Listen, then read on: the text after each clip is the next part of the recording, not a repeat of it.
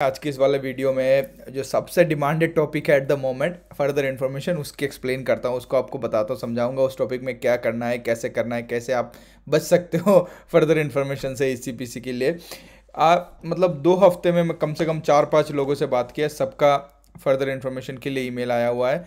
2 महीने में कम से कम 10 लोगों ने मेरे को मैसेज किया है जिनके पास फर्दर इन्फॉर्मेशन का ईमेल आया है एसीपीसी की तरफ से। तो मेरे को लगा कि इस टॉपिक में आप लोगों को समझाना चाहिए।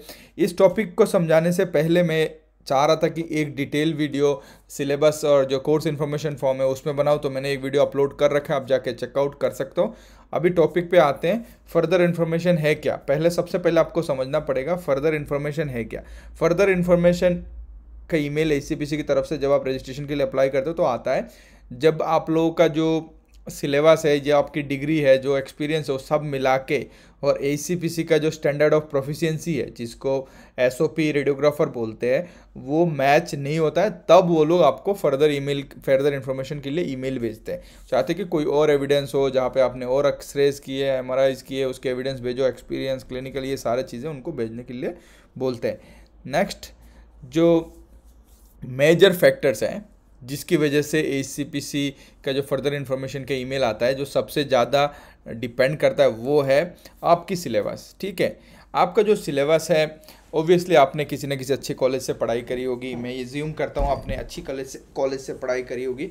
उसके बाद आपने फिर एसीपीसी के लिए अप्लाई किया, फिर एसीपीसी आपको सिलेबस मांगते हैं कि आपने क्या पढ़ाई करी है, कितने घंटे पढ़ाई करी है, कौन से सब्जेक्ट में कितने घंटे, ये सारे डिटेल्स वो मांगते हैं। तो इसके लिए जो आपकी जो रियल सिलेबस है वो आपकी कॉलेज से आपको लेना पड़ेगा, लेके आप उसकी जो टॉपिक्स है, सारे टॉपिक्स को अच्छे से कोर्स इन्फॉर्मेशन फॉर्म में एक्सप्लेन करना होगा। कोर्स इन्फॉर्मेशन फॉर्म में एक्सप्लेन करना होगा। कोर्स इन्फॉर्मेशन फॉर्म का डिटेल वीडियो मेरे चैनल पे है, आप जाके चेकआउट कर सकते हो, इसके बाद वो वीडियो देख लेना जाके। ठीक है, कोर्स इन्फॉर्मेशन में अटैच करना है। ठीक है, कोर्स इन्फॉर्मेशन पहले एक तरीके का था, 1 सितंबर से नया हो चुका है, तो नया वाला ही अप्लाई करना है क्योंकि 1 सितंबर अभी चला गया है। उसके बाद सबसे ज़्यादा इंपॉर्टेंट चीज़ है जो है एसओपी रेडियोग्राफर, एसओपी एसीपीसी का जो स्टैंडर्ड ऑफ प्रोफिशिएंसी है। भाई ऑनेस्टली मैं बताता हूँ, कोई भी बंदा जो एसीपीसी रजिस्ट्रेशन के लिए अप्लाई करता है वो एसओपीज़ नहीं पढ़ता है जाके वेबसाइट में। भाई इनकी एसओपीज़ हर 6 महीने में, 1 साल में अपडेट होते रहते हैं। अगर आपने 1 साल पहले एसओपी पढ़ा है, आपके मन में है, अभी एक साल बाद अप्लाई करो तो एसओपी चेंज होता है और 1-2 पॉइंट चेंज होता है, उसी से वो लोग क्या करते हैं, उसी में आपको रुकवा देंगे, उसी की आपको फर्दर इन्फॉर्मेशन के लिए ईमेल भेज देंगे। ठीक है, उसके बाद आपकी क्लिनिकल एक्सपीरियंस। देखो, क्लिनिकल एक्सपीरियंस का मतलब ये नहीं कि आप बहुत टाइम पे बहुत ज़्यादा लोग ऐसे हैं जो लोग सीटी स्कैन और एमआरआई नहीं करते, सिर्फ एक्सरे का एक्सपीरियंस है, एमआरआई का नहीं है। तो उनको मैं ये नहीं कह रहा कि उनको फर्दर इन्फॉर्मेशन के लिए ईमेल आएगा, पर उनको आने का चांसेस ज़्यादा है क्योंकि रेडियोग्राफी एक ऐसा डिवीज़न है जिसमें आपके सारे जो सब मॉडलिटीज़ है, सब में एक्सपीरियंस और सिलेबस या जो आपकी डिग्री है उसमें इंक्लूडेड होनी चाहिए। अगर आपने डिप्लोमा एक्सरे किया है, डिप्लोमा सीटी स्कैन किया है, तो आपको हाईली चांसेस है आपका एसीपीसी की तरफ से फर्दर इन्फॉर्मेशन का ईमेल आए। 5वां है जो मेरे हिसाब से आपकी डिग्री। तो आपकी डिग्री या डिप्लोमा जो भी हो, वो आपने कहाँ से पढ़ाई करी है, कौन सी यूनिवर्सिटी से पढ़ाई करी है, उनकी पढ़ाने का क्या स्ट्रक्चर्स है, क्या ट्रांसक्रिप्ट वो प्रोवाइड करते हैं, कैसे एग्ज़ाम्स होते थे, ये सारे चीज़ें इवालुएट होता है एसीपीसी में। अब जब आप फॉर्म भेजते हो उनके पास सारा चीज़ें जाता है, वो सारा चीज़ देखते हो, देख के वो एक्सपीरियंस बंदे हैं जो चेक करते हैं और वो भी मैटर करता था। अगर आपका पढ़ाने, वो डिग्री जहाँ से कर रहे हो, आपके पढ़ाने के तरीके, ये सारे चीज़ें सही नहीं है तो आपके लिए दिक्कत होगा, ये मतलब ईमेल आएगा फर्दर इन्फॉर्मेशन का, सिंपल सी बात है। और कुछ सिंपल वो है, क्या है, फैक्टर्स है जिसमें एसीपीसी फर्दर इन्फॉर्मेशन के लिए ईमेल भेजता है। पहले मैं दिखा देता हूँ, फिर आप लोगों को ये सारे 5 टॉपिक और वो वाला टॉपिक्स मैं एक्सप्लेन करके बताऊँगा कैसे करना है। ठीक है, तो वो है, देखो, कोई भी ग्रामेटिकल मिस्टेक्स नहीं होनी चाहिए मेरे हिसाब से। कोई भी ग्रामेटिकल मिस्टेक्स आप मत करो फॉर्म जब फिल करते हो। उसके बाद कोई भी इररिलेवेंट एक्सपीरियंस वो मत डालो। इररिलेवेंट एक्सपीरियंस डाल के कोई फ़ायदा नहीं है। कंप्यूटर का एक्सपीरियंस, बहुत लोग हैं कंप्यूटर का एक्सपीरियंस डाल देते हैं, वो सब चीज़ें ज़रूरत नहीं है। जो चीज़ें मांगा जाता है वो ही डालो। नंबर 3 में है गैप्स। अगर आपने अभी पढ़ाई कंप्लीट किया है, फिर 1 साल आपने कुछ नहीं किया, फिर जॉब किया 1 साल, फिर आपने 6 महीना कुछ नहीं किया, फिर 2 साल जॉब किया, ये अगर ऐसा गैप्स है आपके प्रोफेशन में तो आपको हाईली चांसेस है आपके पास वो आ सकता है, क्या कहते हैं, फर्दर इन्फॉर्मेशन के लिए ईमेल आ सकता है।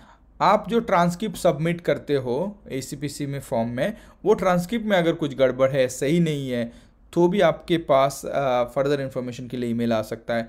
डॉक्यूमेंटेशन, जैसे डॉक्स मैंने बोला है, डॉक्यूमेंटेशन में अगर कोई गड़बड़ है, कोई डॉक्यूमेंटेशन अगर प्रॉपर नहीं है, तो डॉक्यूमेंटेशन की अगर गड़बड़ होता है तो वो लोग क्या करते हैं कि बोल देते हैं भाई ये डॉक्यूमेंट आपकी उसमें फाइल में मिसिंग है, कैन यू अपलोड दिस, ऐसे बोल देते हैं। लेकिन कभी कभार ये है कि डॉक्यूमेंटेशन अगर 1-2 बार आपने उन्होंने चांस दिया, फिर आपने अपलोड नहीं कर पाए, फिर आपके पास फर्दर इन्फॉर्मेशन के लिए ईमेल आ सकता है।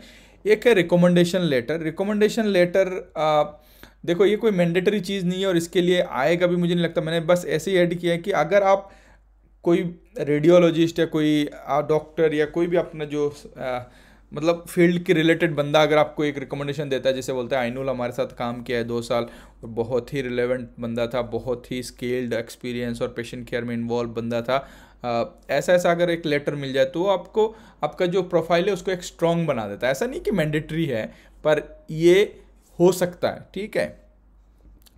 तो देखो सबसे पहले आपको ध्यान देना है सिलेबस, अच्छा सिलेबस अच्छे से आपको ऑब्जर्व करनी है, कोई भी मिस्टेक्स है, कोई सिलेबस में कोई गड़बड़ नहीं करना। सिलेबस लेके आना है आपकी यूनिवर्सिटी से, लेके आके कोर्स इन्फॉर्मेशन फॉर्म में इंक्लूड करना है डिटेल में, उसके डिटेल वीडियो आप जाके देख सकते हो, ठीक है। एसओपी के बारे में अभी आप लोगों को सीधा एसीपीसी की वेबसाइट में ले जाके दिखा दूंगा कहाँ से एसओपीज पढ़ने हैं, ठीक है। क्लिनिकल एक्सपीरियंस देखो, अगर आप मेरे हिसाब से 6 महीना 1 साल सारे मोडालिटीज़ पे एक्सपीरियंस कर लो, कम पैसे में भी कोई बंदा अगर आपको दे रहा है एक्सपीरियंस तो कर लो, कोई दिक्कत नहीं है उसके बाद आपको जिस मोडालिटी अच्छा लगे फिर उधर जाके आप एक्सप्लोर कर सकते हो।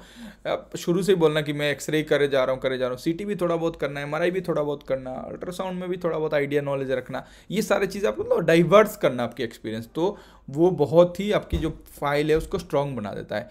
उसके बाद डिग्री देखो, डिग्री अच्छे कॉलेज से करना, अच्छा कॉलेज मतलब सारे कॉलेज अच्छे हैं, पर आपको चीज़ें देखनी है कि कहाँ पे सारी चीज़ें सही है। एडमिशन से पहले ही अगर जा रहे हो और आप कर लिया तो उसके बाद तो कुछ कर नहीं सकते, बस आप कॉलेज को बोलना कि ज़्यादा से ज़्यादा सपोर्ट करे, एक्सपीरियंस लेटर ये सारे चीज़ों में आपकी हेल्प कर दे, ठीक है।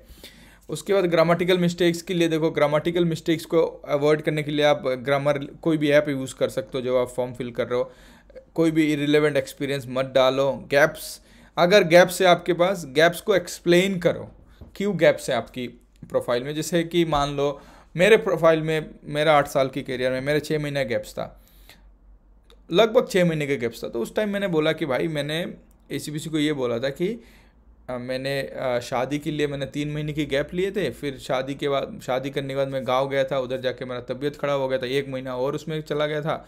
फिर ऐसे मैंने बता दिया उनको कि 6 महीना मेरा शादी और ये चक्कर में मेरा 6 महीना में काम नहीं किया, तो उन्होंने एक्सेप्ट किया। ऐसे लॉजिकल अगर आप एक्सप्लेनेशन दोगे तो एक्सेप्ट करेंगे, लेकिन आपका मतलब कंटिन्यूअस गैप है 1 साल, फिर 6 महीना काम किया, फिर 6 महीने गैप, फिर 1 साल गैप, उसमें तो मुश्किल होगा भाई।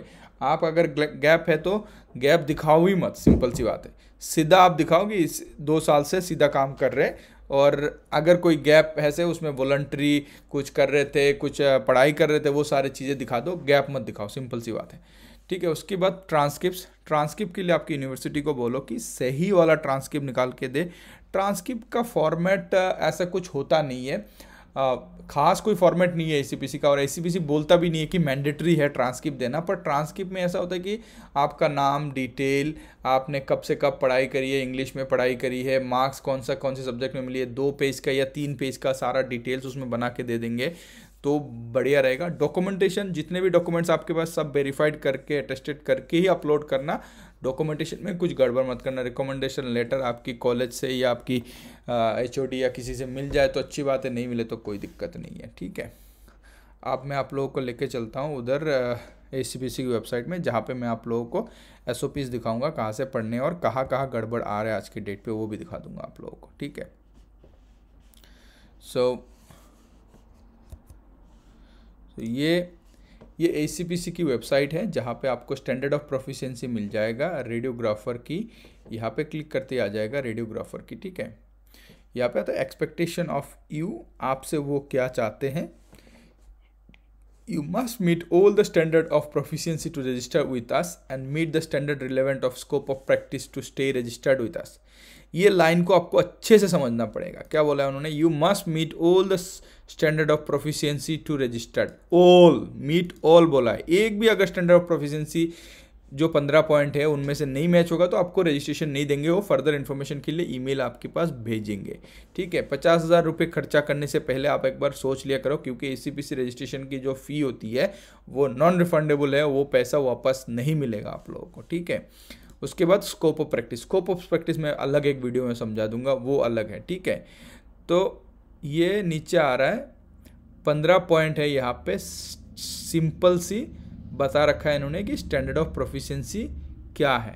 ठीक है, तो उन्होंने बोला कि at the point of registration radiographer must be able to do understand all this standard of proficiency, और आपकी जो उसमें पता होनी चाहिए। नंबर 1 नंबर पे क्या है? Practice safely effectively with their scope of practice. ठीक है, ये देखो, practice with in legal and ethical boundaries of their profession. ये आप पढ़ लेना, क्योंकि मैं इतना पढ़ के सुनाऊंगा तो वीडियो 2 घंटे का हो जाएगा। ठीक है, उसके बाद look after their health and well being, seeking appropriate support of where necessary, practice as autonomous professional, exercising their own professional judgement, recognise impact of culture, quality, diversity, and practice non-discriminatory and inclusive manner. ये number 6 पे है, understand the importance of maintain confidentiality, communicate effectively. Communicate effectively में आता है communicate in English acquired standard of their profession equivalent to level 7 of international English language test, no element below 6.5। ठीक है, यहाँ पे स्टार लगा रखा है, स्टार का नीचे होगा कुछ, मैं बता दूंगा उसके। ठीक है, ये उसके बाद डायग्नोस्टिक रेडियोग्राफर्स, 2 रेडियोग्राफर्स होते हैं, डायग्नोस्टिक रेडियोग्राफर, थेराप्यूटिक रेडियोग्राफर। ठीक है,